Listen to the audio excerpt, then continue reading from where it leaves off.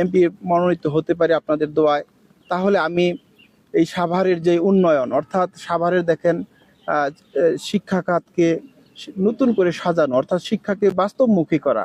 শিক্ষাটা কিন্তু আমরা শুধু পড়তেছি কিন্তু বাস্তবে কাজে লাগতেছে না।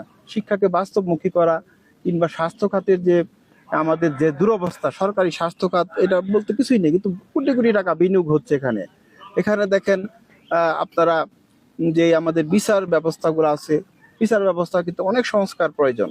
তো সেখানে যদি আমি মনে করি যে সাভার আশুলিয়ার ক্ষেত্রে আমি বলবো যে শিল্প অঞ্চল, গার্মেন্টস এলাকা, এখানে যে গার্মেন্টস কর্মীরা আছে তাদেরও নিরাপত্তার একটা নিশ্চিত থাকতে হবে। এখানে দেখবেন অনেক চাঁদাবাজারা, অনেক কিশোর গ্যাংয়েরা তাদের টাকা পয়সা ছিনিয়ে নিচ্ছে, রাস্তাঘাটে ছিনতাই করতেছে, মাদকের উপদ্রব অনেক বেশি বেড়ে গেছে এবং এই মাদকগুলো নিয়ন্ত্রণ করতেছে দেখবেন বড় বড় রাজনৈতিক দলের নেতারা বসে বসে তারা নিয়ন্ত্রণ করতেছে।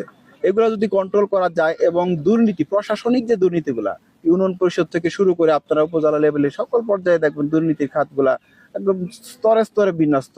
এই দুর্নীতিগুলাকে বন্ধ করতে পারলে কিন্তু উন্নয়ন অটোমেটিক্যালি হবে। উন্নয়ন কোনো নেতা করে না, উন্নয়ন হয় আমার আপনার সাধারণ মানুষের টাকা থেকেই উন্নয়ন হয়।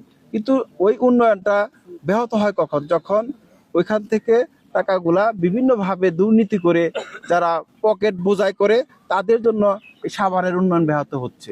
তা আমি মনে করি যদি আমরা দুর্নীতির খাতগুলোকে বন্ধ করতে পারি তাহলে এই রাস্তাঘাটের যে বেহাল অবস্থা, এই বেহাল অবস্থাগুলো দূর করা সম্ভব, আমাদের টাকা দিয়ে এগুলা সম্ভব। এবং বাংলাদেশের ভিতরে আমি মনে করি সবচেয়ে বেশি রাজস্ব আয় হয় এই আশুলিয়ার থেকে। আশুলিয়ার সবচেয়ে বড়, বাংলাদেশের সবচেয়ে বড় ইপিজেড এখানে, এবং বড় বড় স্থাপনাগুলা এই এই আমাদের সাভার এবং আশুলিয়াতে অবস্থিত। তাই এখান থেকে যে পরিমাণ রাজস্ব আসে, এটার যদি একটা অংশ এখানে ব্যয় করা হয় তাহলে আমাদের রাস্তাঘাটগুলোর এই অবস্থা থাকবে না। রাস্তাঘাটগুলোর বিশেষ করে জামগুড়ার ভিতর দিয়ে হাঁটু পানি, এখনো শীতের দিনও হাঁটু পানি। তো এগুলো আমাদের খুব কষ্টদায়ক।